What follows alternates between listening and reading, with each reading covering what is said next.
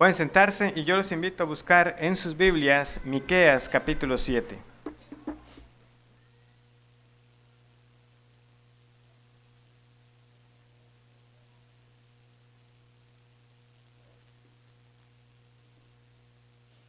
El libro de Miqueas capítulo 7.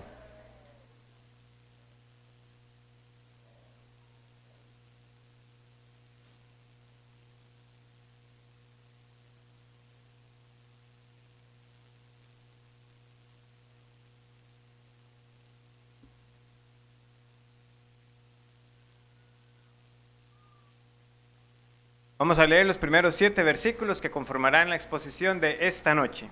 Los primeros 7 versículos entonces de Miqueas, capítulo 7. Dice así la palabra del Señor, prestemos atención. ¡Ay de mí!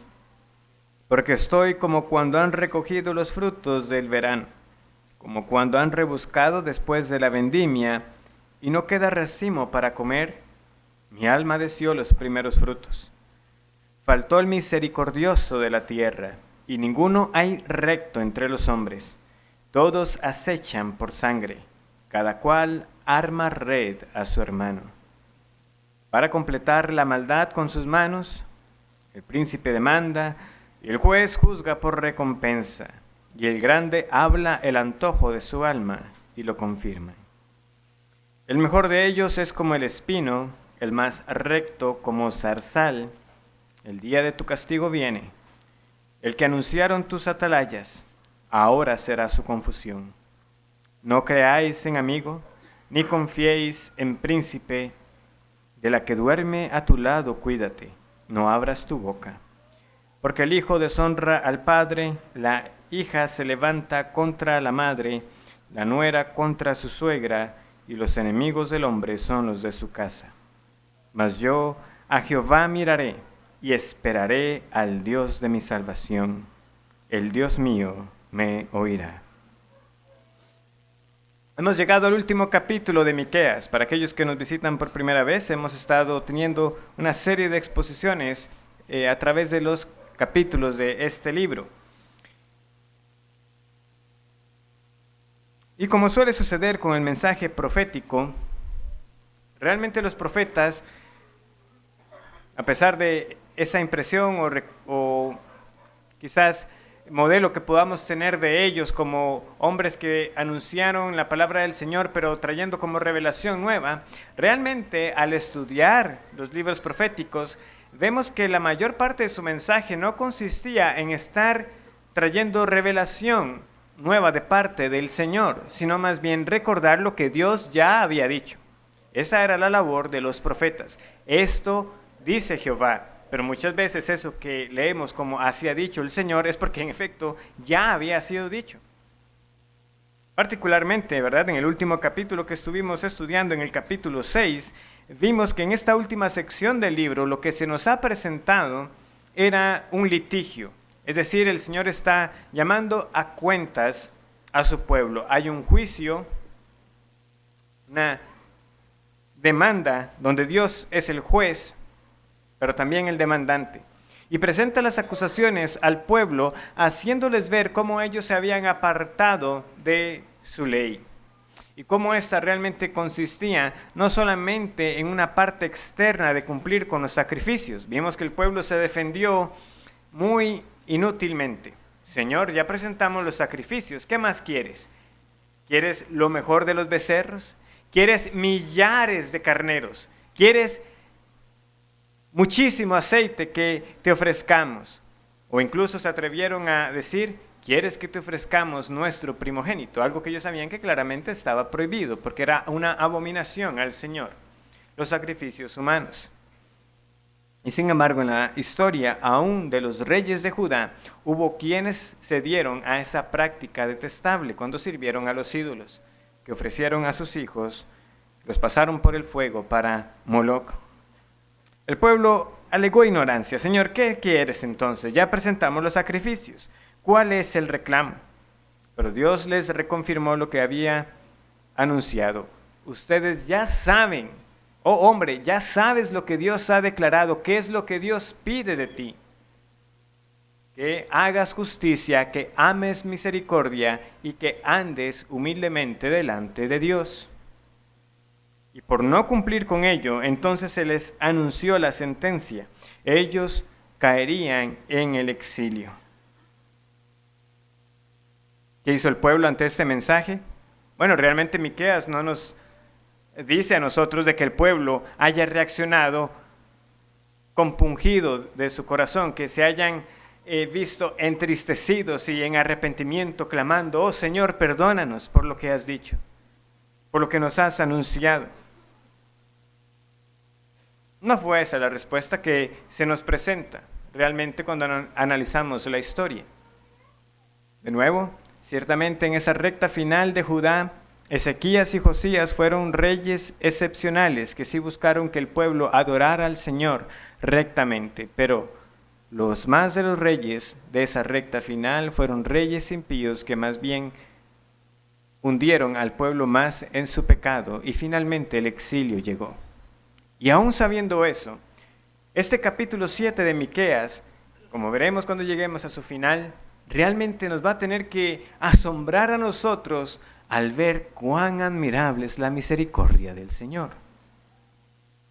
Pero antes de llegar a esas palabras tan gloriosas, a ese final sobrecogedor de este libro, de esa misericordia inmensurable, el profeta está expresando en estos versículos que hemos leído un profundo lamento. Porque de nuevo, ha advertido: ustedes están bajo el juicio del Señor, ustedes han pecado. Y el lamento del profeta es que ese pueblo no reacciona. Él se pregunta: ¿dónde están los rectos? ¿Dónde están los justos? Los malos son los que abundan. Pero al menos hacia el final, como hemos visto, él expresa una esperanza y confianza en su Dios. Él ve el panorama, se ve oscuro, se ve sombrío, pero él dice: pero yo miraré a Dios de mi salvación. Entonces, esta primera sección del capítulo 7 la vamos a dividir en 3 secciones.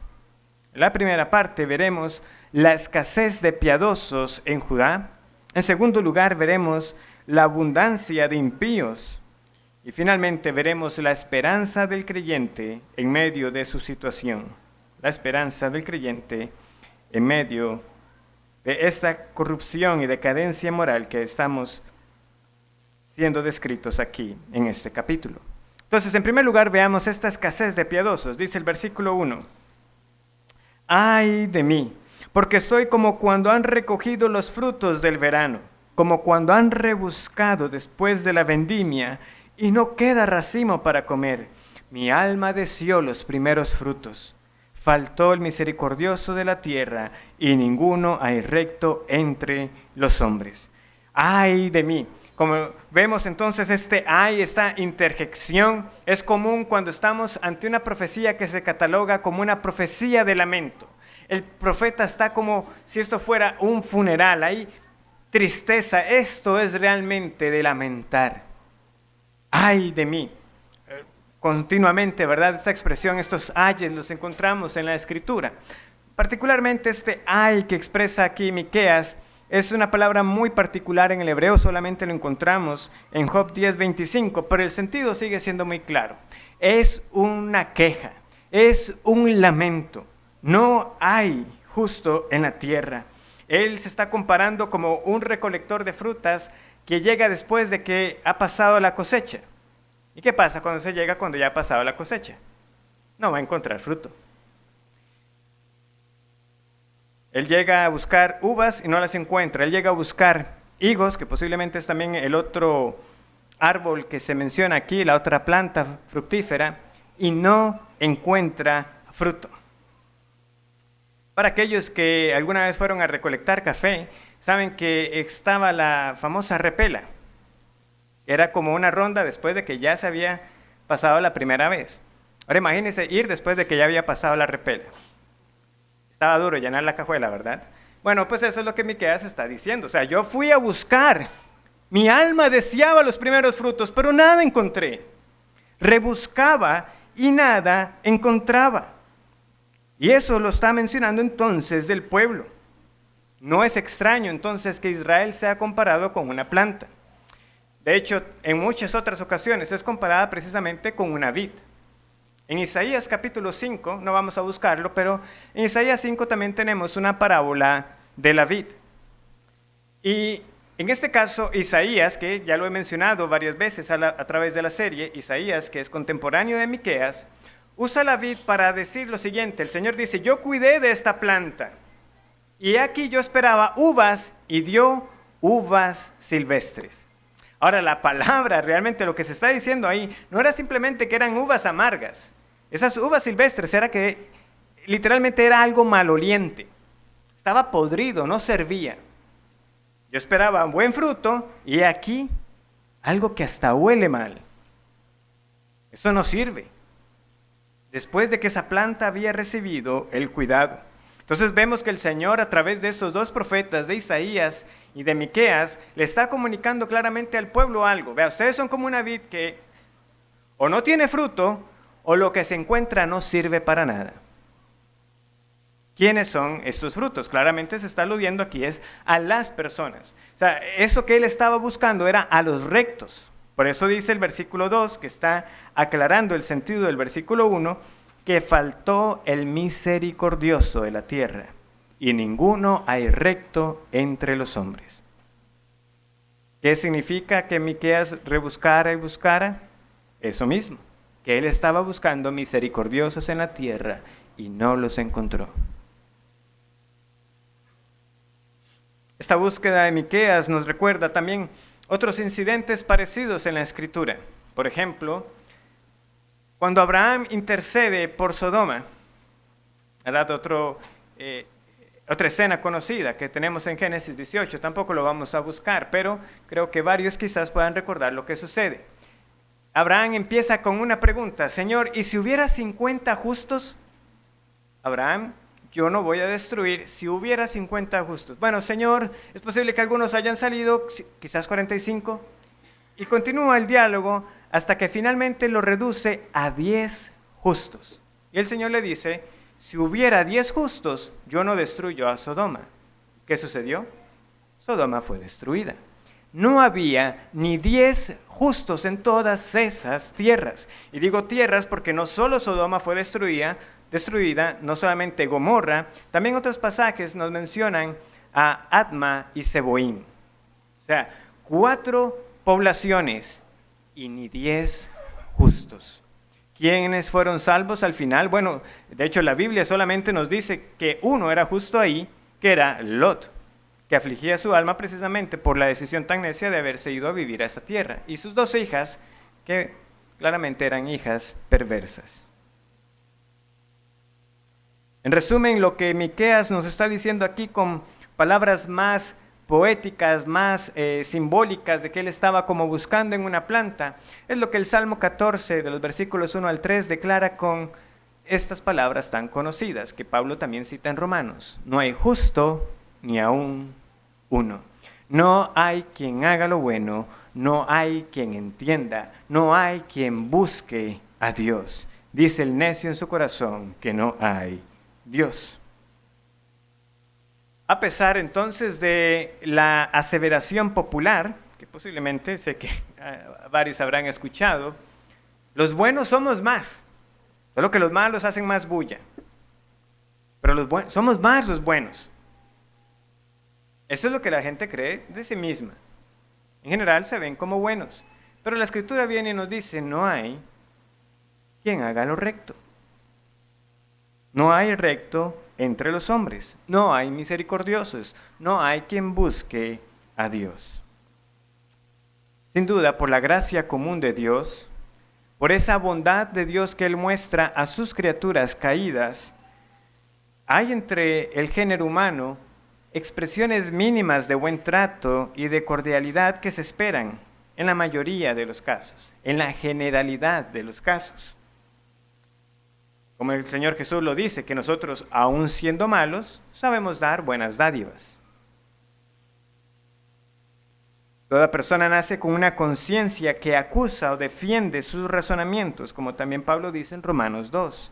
Hay una moral presente en cada sociedad, aunque no perfecta, que refleja tenuemente esa ley de Dios que dio en Sinaí.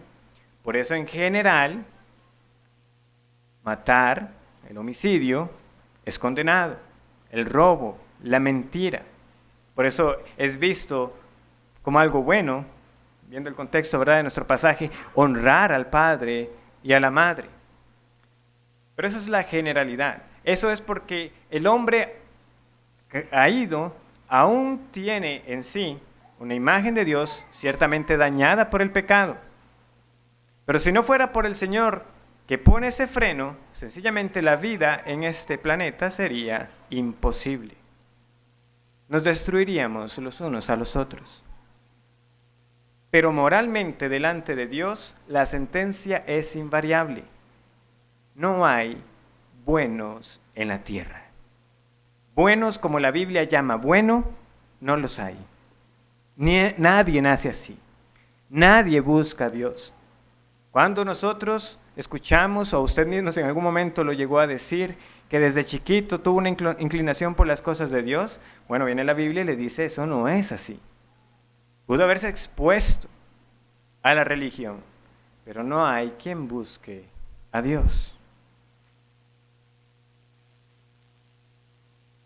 Tenemos que decir también que usualmente esa bondad que vemos entre los hombres es también marcada por el egoísmo, porque dice el Señor que los gentiles y los publicanos aman a los que los aman y que no hay mérito en ello. Pero de nuevo, buenos, como la Biblia llama bueno, no hay uno. No hay ni uno que lo sea por cuenta propia. Y así quedará demostrado en el día del juicio final, cuando aquellos que se creyeron buenos no llenen la medida y sean hallados faltos, y por tanto condenados por la eternidad. Sin embargo, a pesar de todo esto que estoy diciendo, de estas afirmaciones acerca de la condición del hombre, yo quiero que prestemos realmente atención a quién el profeta dice esto. ¿A quién se lo está diciendo? Es al reino de Judá. El profeta no se lo está diciendo a las naciones paganas. Miqueas no está diciendo, oh naciones paganas, que no hay misericordiosos, no hay rectos en la tierra. No, se lo está diciendo a Judá. Aquellos que tenían la revelación, aquellos que tenían la ley, aquellos que tenían a los sacerdotes, a los profetas, aquellos que sí habían recibido el conocimiento de que hay un único Dios verdadero. Y a ellos les está diciendo que no hay misericordiosos. A ellos les está diciendo que no hay ninguno recto. A ellos que tenían las promesas, a ellos que les eran enviados profetas para amonestarlos, a ellos son los que se les está diciendo estas palabras por haberse apartado del camino de la piedad, de la devoción a Dios y del amor al prójimo. Y esta observación es de gran importancia. ¿Por qué? Porque, hermanos y amigos, muy fácil podríamos nosotros hacer también nuestro propio canto lúgubre. Podríamos proclamar una elegía hablando acerca del mal en el mundo, de cómo está la condición de la sociedad, cómo está nuestro país, cómo está la corrupción de los políticos, la corrupción moral de Costa Rica, de cuántos hay que defraudan, de los que cometen delitos y quedan impunes. Muchos casos que podríamos citar ciertamente reales, ciertos, porque es lo que nos dice la Biblia, que la disposición natural del hombre, la inclinación del hombre es hacia el pecado porque nacemos pecadores. Pero esta amonestación de nuevo se la está diciendo al pueblo que debía conocer a Dios, que sabía lo que Dios demandaba. Yo quiero que nos hagamos esa pregunta. Si esto fue dicho al que se suponía era el pueblo de Dios, ¿será que la iglesia hoy puede ser acusada de esto mismo? De que por más que rebusquemos, no encontraremos sino a unos pocos misericordiosos en medio de ella. ¿Será que particularmente nuestra iglesia, a pesar de la instrucción semana tras semana de afirmar la sana doctrina, pudiera ser acusada de conocer mucho, pero amar poco?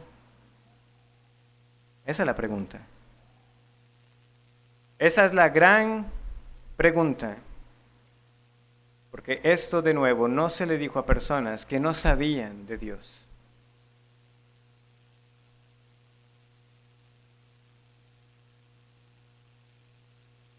Nosotros no sabemos quiénes son del Señor. No hay una marca externa que los pueda distinguir.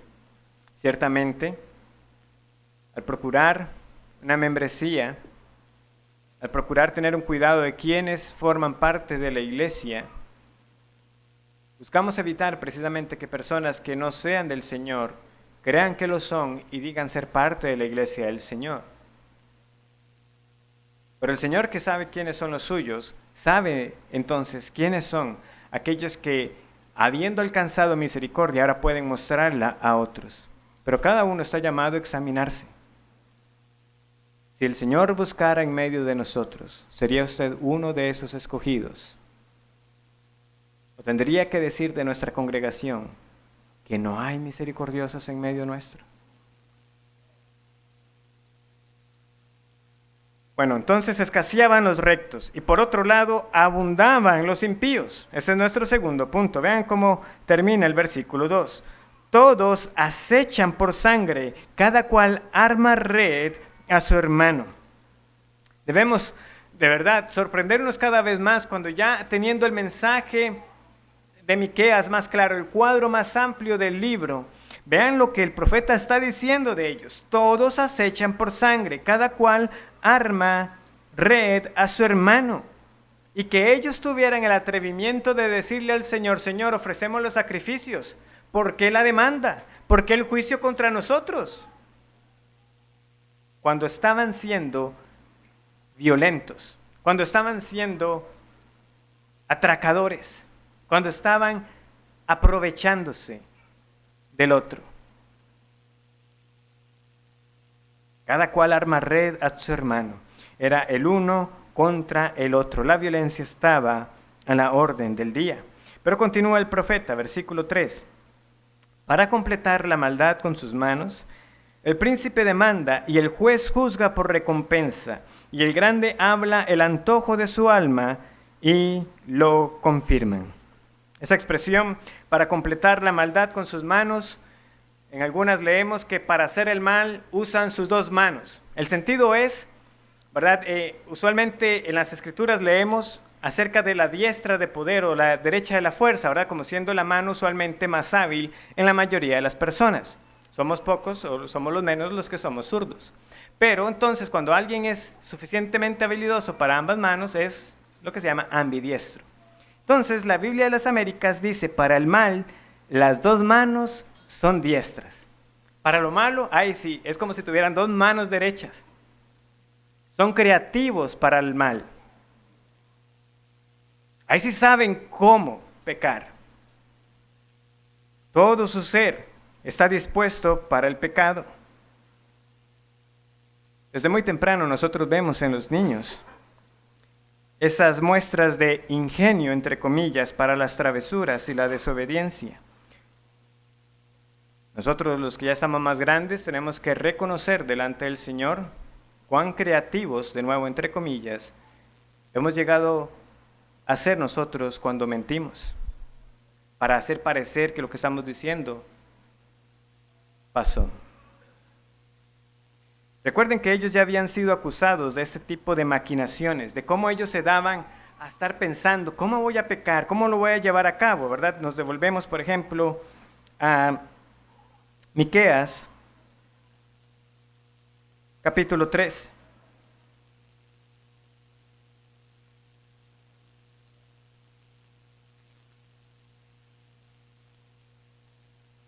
Perdón, Miqueas capítulo 2, ya casi vamos al 3. En Miqueas capítulo 2, versículo 1 dice lo siguiente: ay de los que en sus camas piensan iniquidad y maquinan el mal, y cuando llega la mañana lo ejecutan. O sea, se acostaban pensando el mal que iban a hacer apenas llegara el día.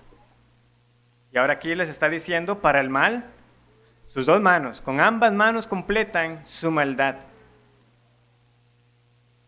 Ellos no se cortaban, por decirlo así, ellos no se cortaban la lengua para proclamar su maldad, como también dice el versículo, que el grande habla el antojo de su alma y lo confirman. No tenían ningún problema en decir: quiero la heredad de tal persona y voy a hacer lo posible por obtenerla, porque codiciaban y se lo dejaban y maquinaban cómo hacerlo. Tal era su pecado. El resto del versículo, ¿verdad?, nos confirma nuevamente cómo eran dados al soborno y al juicio injusto. El juez juzga por recompensa y el príncipe demanda. Ellos se vendían al mejor postor, situación que también ya fue denunciada en Miqueas capítulo 3, por ejemplo, dice el versículo 5. Porque esto no era solamente de los mercaderes, no era solamente de los jueces. ¿Quiénes más estaban metidos en esto? Versículo 5, Miqueas 3. Así ha dicho Jehová acerca de los profetas que hacen errar a mi pueblo y claman paz cuando tienen algo que comer, y al que no les da de comer, proclaman guerra contra él. Ya habíamos visto eso, ¿verdad? Era válido que el pueblo compartiera de lo que el Señor le daba con los profetas de Dios, pero ciertos profetas utilizaron esto para provecho propio. Aquel que me daba más, a ese le anunciaba el bien, al que no me daba, invocaba el juicio de Dios. Pero no solamente los profetas, los sacerdotes también, como les decía, todo el mundo estaba envuelto en diversas formas de fraude y de soborno. Miqueas 3:11. Sus jueces juzgan por cohecho, y sus sacerdotes enseñan por precio, y sus profetas adivinan por dinero. Pero vean lo que es más sorprendente. Y se apoyan en Jehová diciendo, ¿no está Jehová entre nosotros? No vendrá mal sobre nosotros. Hacían mal y aún así estaban confiados de que les iba a ir bien, de que el Señor más bien les estaba favoreciendo.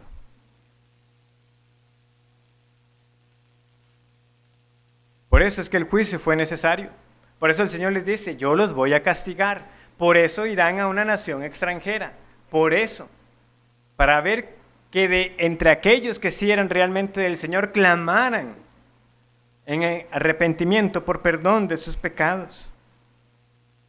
Continúa el lamento del profeta, haciéndonos ver que tal era la condición, que él dice que lo mejorcito que usted puede encontrar sigue siendo muy malo. Versículo 4.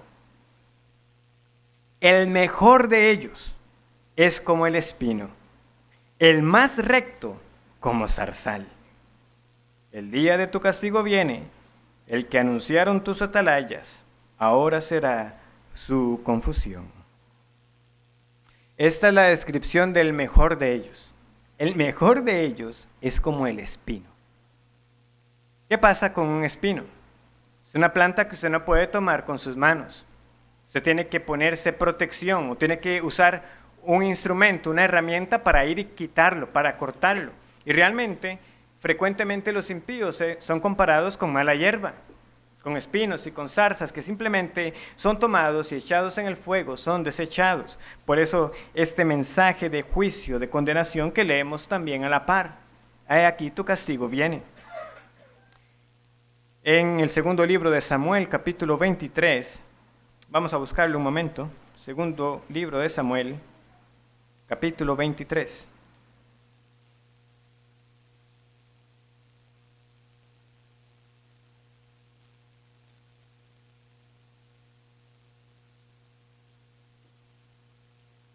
El rey David, que está cerca de morir, ha dado una profecía acerca de que un día el Señor dará a un justo que gobernará entre los hombres. Pero más adelante dice lo siguiente, versículo 6, segundo de Samuel 23, 6. Mas los impíos serán todos ellos como espinos arrancados, los cuales nadie toma con la mano, sino que el que quiere tocarlos se arma de hierro y de asta de lanza, y son del todo quemados en su lugar.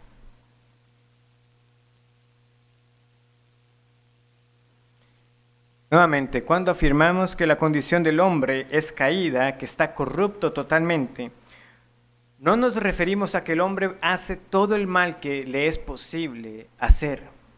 Eso no es así. Sin duda, cuando vemos un acto pecaminoso, bárbaro, si uno lo piensa, uno dirá, y pudo haber sido peor. pero el Señor pone freno al pecado. Como les decía, si no estuviera ese freno de parte de Dios, la vida sería aquí imposible. Sin embargo, lo que el profeta está diciendo, y que también anticipaba David con esta profecía, es que si aún el mejor de los hombres es como un espino, ¿qué es lo que va a pasar?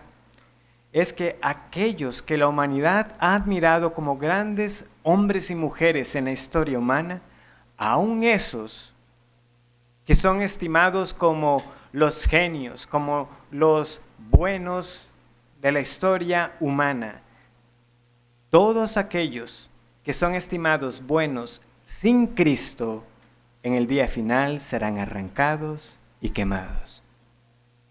Nuevamente, porque no hay quien pueda llegar a tener los méritos suficientes para heredar el reino de los cielos.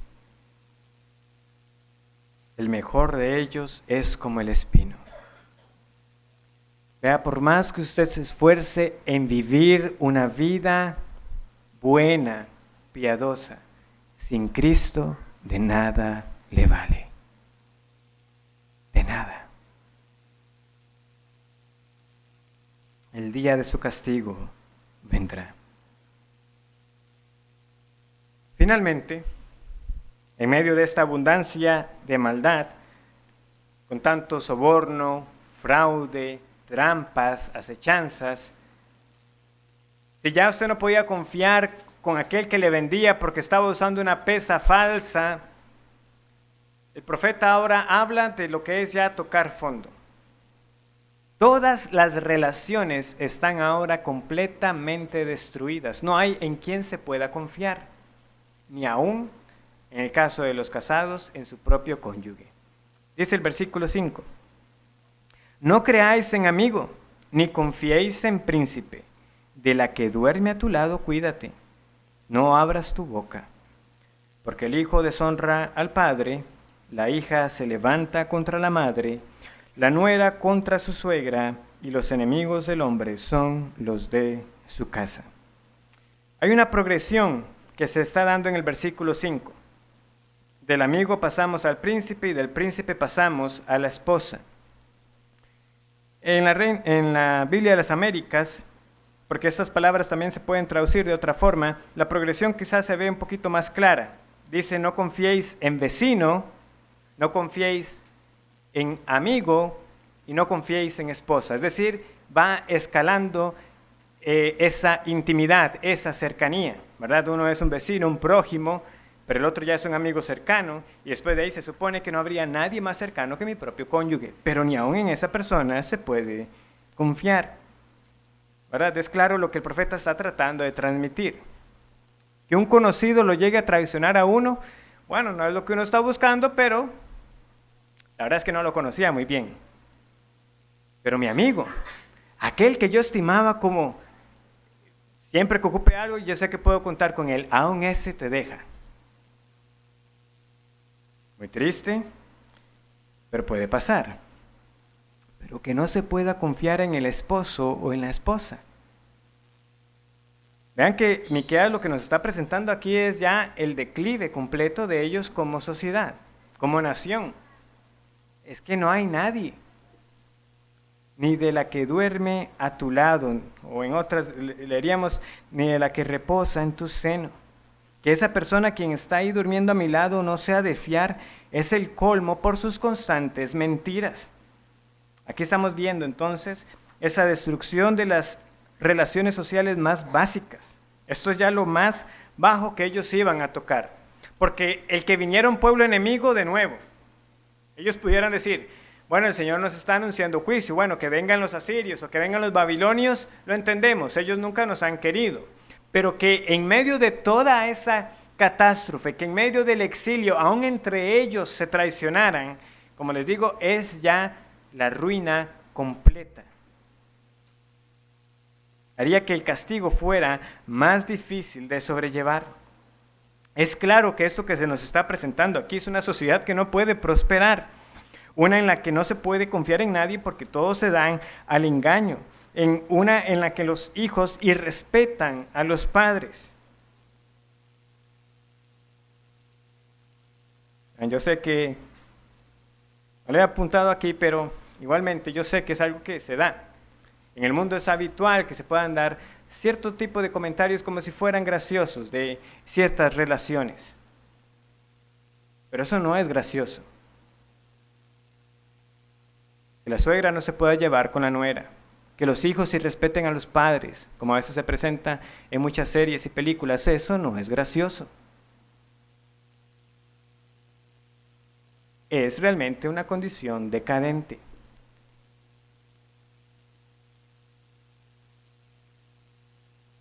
Que no se puedan confiar, que no pueda haber transparencia entre el marido y su mujer, eso no es gracioso. Eso no es común, o no deberíamos verlo como algo normal.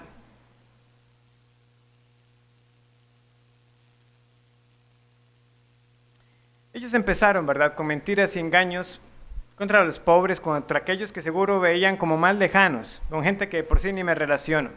Pero lo que no vieron es que esa seguidilla y esa cadena de mentiras que empezaron cometiendo contra otros, en última instancia terminaron cometiéndolo con los más cercanos. Empezaron mintiéndole al pobre que venía a comprarle, pero ahora entre ellos mismos no hay quien pueda confiar. Ese lenguaje es muy similar, como ya veremos en un momento, con unas palabras de nuestro Señor Jesucristo, pero también son reiteradas unos años más adelante por Jeremías. Vamos a ir un momento a Jeremías capítulo 9.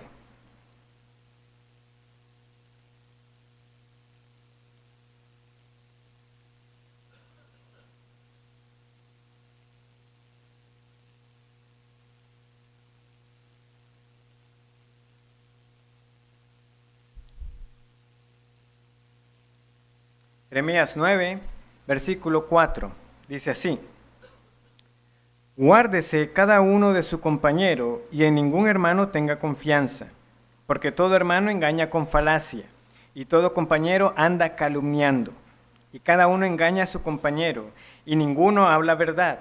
Acostumbraron su lengua a hablar mentira, se ocupan de actuar perversamente. Su morada está en medio del engaño.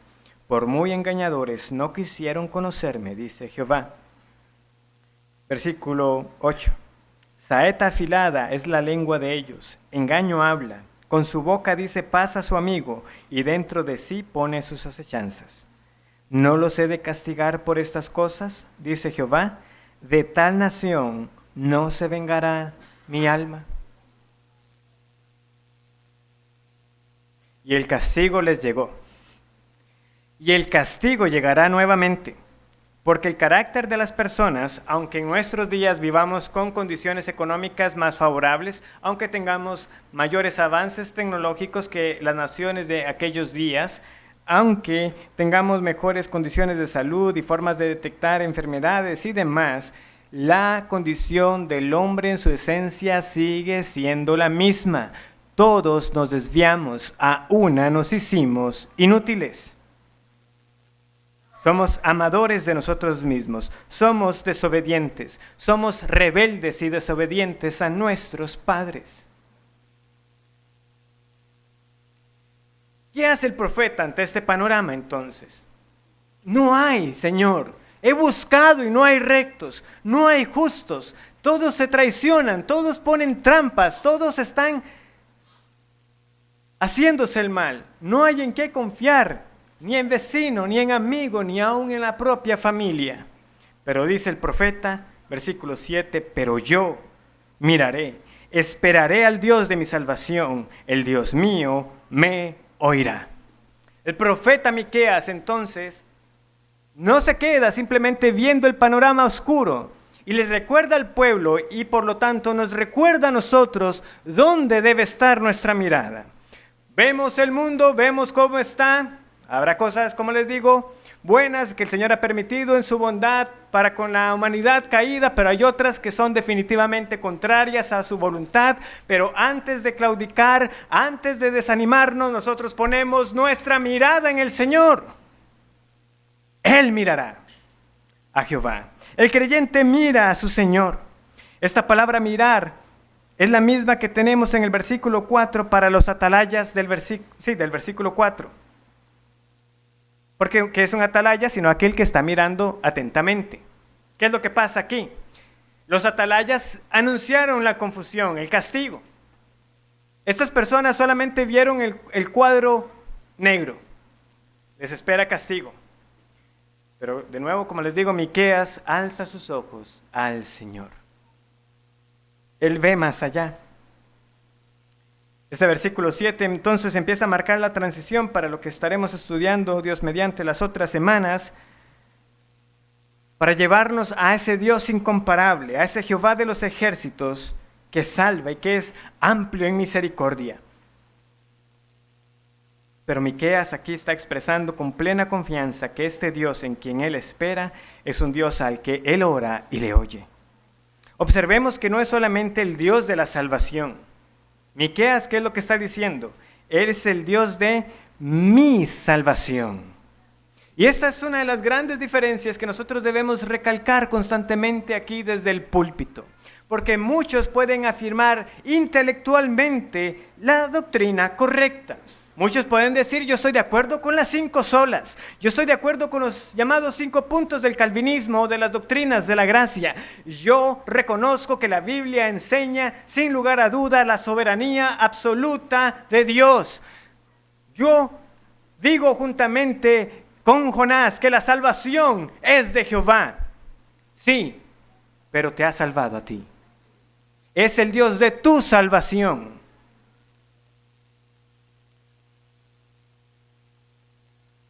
Esta es la diferencia entre una verdad que solo se admite en la cabeza, pero que no se ha abrazado con todo el ser. Esta es la diferencia entre cómo un creyente reacciona ante las adversidades y los males presentes, y no como otros, que llamándose creyentes igualmente se dan a las mismas quejas, al mismo pesimismo de los que no conocen a Dios. Y más terrible aún, no solamente a las quejas y al pesimismo, sino que llamándose cristianos como los demás igualmente pecan haciendo ciertas cosas, yo también las hago porque igual todo el mundo lo hace. Pero no, el creyente ve al Señor y sabe que hay un Dios que todo lo ve. Sabe que vive su vida delante de Dios. Sabe que su ley es perfecta y en Él aguarda. No importa lo que diga el mundo, Él hace lo que Dios dice y aguarda en el Señor. El resultado es de Él. Y las consecuencias que vengan no importan, yo aguardaré en mi Señor. Yo haré lo que Él me dice. Los creyentes podemos y debemos denunciar el mal. Pero nuestra esperanza no está en un gobierno humano, sino que aguardamos la consumación del reino perfecto del Hijo de Dios, aquel que también es el Hijo de David, porque no serán las leyes humanas las que puedan cambiar el corazón. Lo único que cambia el corazón es la obra regeneradora del Espíritu Santo cuando el Evangelio es predicado. Solo cuando ese bendito Evangelio es predicado podemos ver nosotros toda esta maldad siendo revertida. Es solamente cuando viene ese verdadero evangelio que podemos conocer el amor de Dios al dar a su Hijo por nosotros, que podemos amar verdaderamente a las personas, que podemos perdonar a aquellos que nos han traicionado, que podemos dejar de defraudar y hacer lo que es recto. Miqueas también nos enfrenta con nuestra vida de oración. Oramos a Dios con la confianza de que Él nos escucha. Debe darnos vergüenza que, sabiendo que Dios es soberano, nuestras vidas de oración sean tan frecuentemente tan pobres.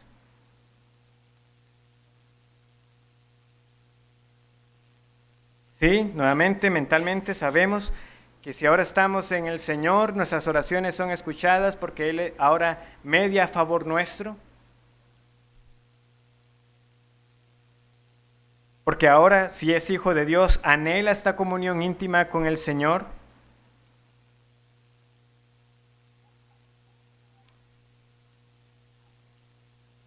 Pero esto no elimina nuestra responsabilidad de que el Dios nos pide que oremos.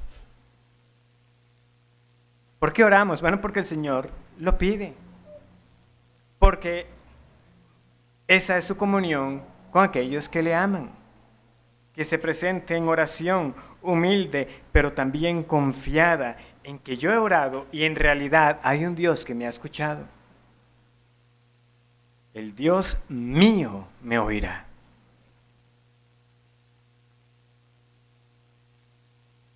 Debemos hacer las cosas como Él las pide, debemos esperar en Él, debemos predicar el único evangelio, pero debemos orar. ¿Para qué? Para que esa predicación del evangelio veamos frutos. Debemos orar por la salvación de nuestros familiares y amigos. Debemos orar como ahora se enfatizaba, igualmente orar por la nación en la que el Señor nos ha puesto. ¿Por qué? Porque reconocemos que hay un Dios soberano que tiene el corazón de los reyes en su mano, que puede poner su temor en estos hombres.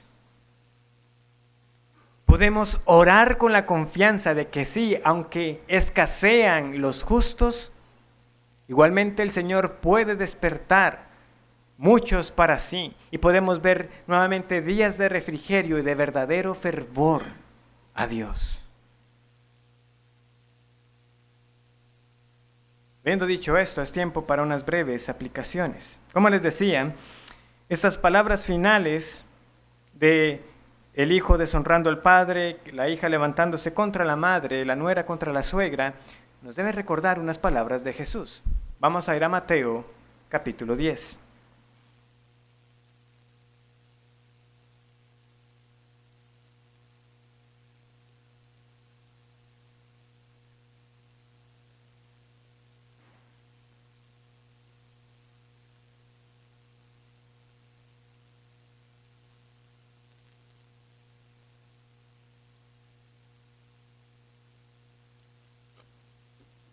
Versículo 34. No penséis que he venido para traer paz a la tierra. No he venido para traer paz, sino espada. Porque he venido para poner en disensión al hombre contra su padre, a la hija contra su madre, y a la nuera contra su suegra. Y los enemigos del hombre serán los de su casa. En efecto, Jesús está citando a Miqueas. El que ama a padre o madre más que a mí, no es digno de mí. El que ama a hijo o hija más que a mí, no es digno de mí. El que no toma su cruz y sigue en pos de mí, no es digno de mí. El que haya su vida la perderá, y el que pierda su vida por causa de mí, la hallará. Miqueas le está diciendo al pueblo, por causa de su pecado hay división entre ustedes. Viene el Señor Jesús, quizás algunos con una esperanza de que vendría a establecer un reino terrenal, y dice el Señor, y saben, seguirá habiendo división. Pero ¿cómo es esto, Señor? Porque por causa mía habrá disensión, aún en el núcleo familiar. Le confirmó a los suyos que todavía tendrían que enfrentar la oposición, como también la sufrieron los santos del Antiguo Testamento. El Señor entonces anticipó dificultades para los suyos. Esto contrasta, ¿verdad?, con la imagen que muchos tienen del cristianismo hoy, de que estamos invitando a las personas a una vida fácil, a que crean en Cristo y sus problemas se irán. Crea en Cristo y todo le irá mejor. Su matrimonio se reconciliará, sus hijos le empezarán a obedecer, empezará a ascender en su trabajo. No, eso no es el cristianismo. El Señor lo que le dice a uno es que uno puede tener paz y gozo a pesar de la oposición y las adversidades en esta vida. Porque realmente, por causa de Cristo, ha habido, hay y habrá persecución. Esas palabras también las leemos en Lucas en un contexto muy cercano a esa profecía de la caída de Jerusalén. Y en efecto, muchos cristianos padecieron en esos días, como también padecieron aquellas primeras persecuciones en mano de los emperadores romanos y en general a lo largo de la historia, aquellos que han sido del Señor han padecido por causa de Cristo. El libro de los mártires de John Fox es un buen testimonio de ello. Y al día de hoy no debemos olvidar que hay quienes siguen padeciendo por Cristo en este mismo momento. Nosotros que estamos aquí reunidos tan tranquilos, hay otros que han tenido que reunirse secretamente para no ser enfrentados judicialmente o aún a costa de sus vidas por decir que Jesús es su Señor. Y estas persecuciones se darían aún en el núcleo familiar. De hecho, cuando leemos los testimonios que han sobrevivido hasta la fecha, habían familiares que vendían a sus parientes. Este es cristiano. Si a usted, a un comerciante, le caía mal, este es cristiano, con las consecuencias debidas. Y entonces muchos serían entregados por sus propios padres o padres serían entregados por sus propios hijos. ¿Ha experimentado usted el rechazo de su familia por causa del Evangelio? Hace unas décadas quizás esto era más marcado con aquellos familiares que eran más, decirlo así, católicos y que no era bien visto cuando alguien decía que ahora era protestante. Quizás para nosotros ya eso suena un poco extraño, porque realmente a muchos no les importa ni siquiera su propio catolicismo. Y otros no quieren nada con la religión y ya les es indiferente. Pero no deja de ser que para aquellos que son del Señor, cuando realmente ha habido esa vida cambiada, inevitablemente nuestras amistades cercanas y nuestros familiares lo verán. Ya no hay esa cercanía, ya no puede haber esa intimidad, ya no somos del agrado de ellos porque ahora hablamos de otras cosas. Ahora nuestro interés está en otras cosas. Ahora está en el Señor y su palabra. Ahora estamos nosotros diciéndoles a ellos también que se arrepientan de sus pecados, que sirvan al Señor. Y que en última instancia el cristiano toma esta decisión en caso de, si tuviera que escoger entre mi familia o entre mis amigos y Cristo, yo escojo a Cristo. No doy la marcha atrás. Yo confío en Él. El autor cristiano ya fallecido, J.C. Ryle, escribe lo siguiente: nos resultará muy útil recordar esta lección. Pocas cosas son tan dañinas en materia de religión como las expectativas exageradas. Las personas buscan un cierto grado de comodidad mundana en su servicio a Cristo, que no tienen derecho a esperar, y al no encontrar lo que buscaban, son tentados a dejar la religión, indignados. Dichoso aquel que comprende bien que aunque el cristianismo ofrece al final una corona, también trae consigo una cruz para el camino. Dichoso aquel que comprende bien que aunque el cristianismo promete una corona al final del camino, también trae consigo una cruz para el camino.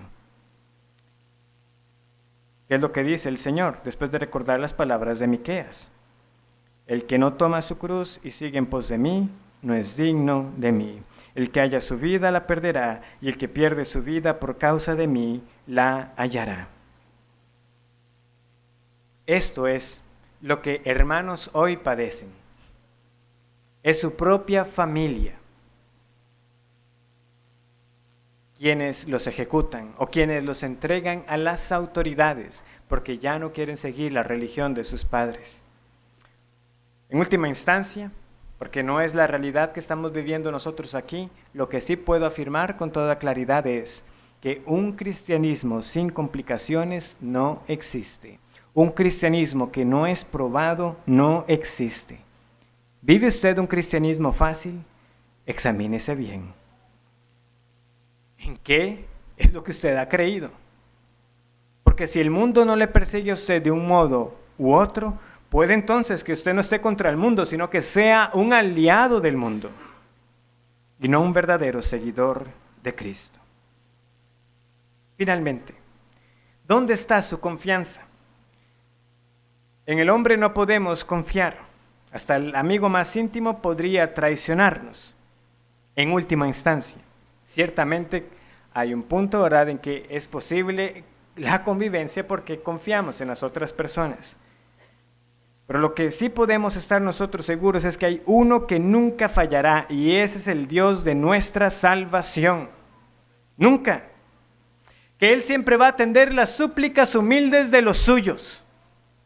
Ese es el Dios en el que usted confía. Que nosotros podemos ir con nuestro clamor a Él a pesar de la decadencia moral que vivimos, y Él nos atenderá. Él nos dará la gracia para sobrevivir la época que nos ha tocado vivir, porque así lo ha hecho con los que fueron antes que nosotros, que también tuvieron que lidiar con persecuciones y dificultades propias de los años que vivieron. Pero, ¿cuál fue su amparo y su fortaleza? El Dios de su salvación. Enfrentaremos mayores obstáculos conforme se quiera imponer más y más una vida contraria a Dios, y que nosotros nos mantengamos firmes. No, mi Dios dice así y yo vivo así porque así Él me lo ha pedido, yo lo amo, yo soy de Él me ha salvado. Y vendrá la dificultad, pero ¿de qué podemos estar seguros? Dios estará ahí para nosotros. La Biblia nos cuenta de un hombre llamado Elías, que llegó a deprimirse, porque él pensaba que era el único que había quedado. Señor, solo yo he quedado, lo cual era un poco extraño, porque él debía recordar que había un siervo llamado Abdías que ya había salvado a 100 profetas. Pero él está diciendo, Señor, solo yo he quedado. Pero el Señor viene y le recuerda, Elías, hay algo que usted no sabe. Yo me reservaré a 7,000 que no doblarán su rodilla a Baal y que no lo besarán. Hermanos, sigamos proclamando el evangelio de salvación, porque de algo podemos estar seguros. No importa cuánta sea la decadencia, no importa cuánto se pueda llegar a corromper el mundo, o todo lo contrario, cuán próspero pueda llegar a parecer la vida en esta tierra, de manera que la gente diga que no necesitan a Dios. Viene el evangelio bendito que nos salvó a nosotros, es proclamado, y el Dios de nuestra salvación salvará a los que son suyos, ni uno se perderá. Sigamos en pos de Él, oremos sin cesar a Él, Él nos librará. Aunque los demás no lo hagan, tomemos la cruz a la que el Señor nos ha invitado, porque no importa perder la vida en Cristo, porque perderla en Él es verdaderamente hallarla. ¿Ha hallado usted la vida en Cristo? Oremos. Gracias te doy, Señor, por tu palabra. Nos has mostrado nuevamente, gracias a lo que el profeta escribió, dónde debe estar nuestra mirada, con esperanza, en un futuro glorioso, en un día que moraremos para siempre contigo. Entre tanto, auxílianos para vivir como conviene en estos días malos que nos ha tocado, sabiendo que sí, que se levantarán hombres codiciosos, avaros, rebeldes, desobedientes a los padres y amadores de sí mismos, pero aún en medio de ese cuadro sabemos que está ese tu pueblo que escuchará la voz de Cristo que le llama, y que aquellos que son llamados vivamos entonces para ti, y que esta iglesia viva para ti, Señor, que seamos fieles y firmes sin importar lo que el mundo haga o diga. En el nombre de Jesucristo lo suplicamos. Amén.